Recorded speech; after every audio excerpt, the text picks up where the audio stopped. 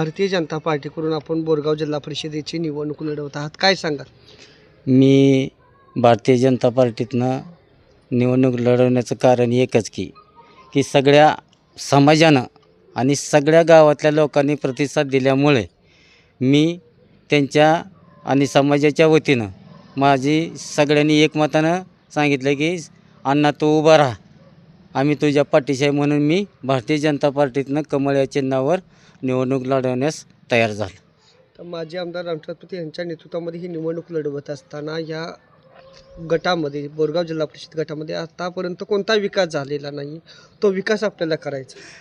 आता शब्द देतो की मी निवडून आल्यानंतर माननीय राजकुमार पाटील, माननीय राम सातपुते यांच्या मार्गदर्शनाखाली प्रत्येक गावात विकासाची गंगा मी आणल्याशिवाय राहणार नाही. आपल्या बोरगाव जिल्हा परिषद गटातील कोणकोणती गावं आहेत, त्या गावामध्ये आपण कसा जनसंपर्क आहे, काय सांगाल?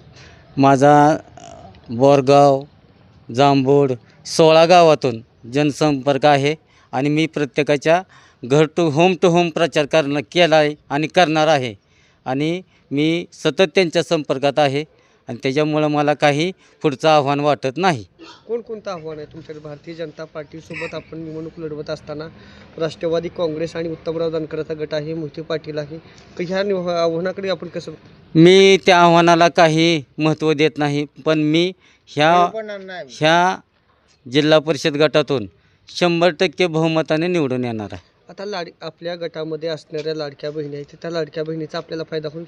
हो, 100%. लाडक्या बहिणीचा फायदा तर 100%. आता KYC तटलेले आहे आणि हप्ते जरा 1-2 ही बंद झालेत, तर आपल्या अंगणवाडी सेविकेमार्फत त्यांचा सर्वे करून त्यांचा हप्ता मिळवण्याचा 100% प्रयत्न करणार आहे.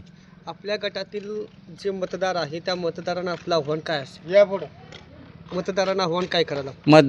मतदाराला आव्हान माझं 100% विकासाचं असेल. विकासाचं आव्हान आहे त्यांना. विकासाच्या बाजूने मी त्यांच्या पाठीशी खंबीरपणे उभा राहणार आहे आणि प्रत्येकाच्या अडचणीत, प्रत्येकाच्या सगळ्या सुखदुःखात मी जमिनीवरचा कार्यकर्ता आहे. मी पुढच्या कुणालाही महत्त्व न देता माझ्या सगळ्या बहुजन बांधवांवर सगळ्यांना महत्त्व देऊन मी काम करणार आहे. धन्यवाद.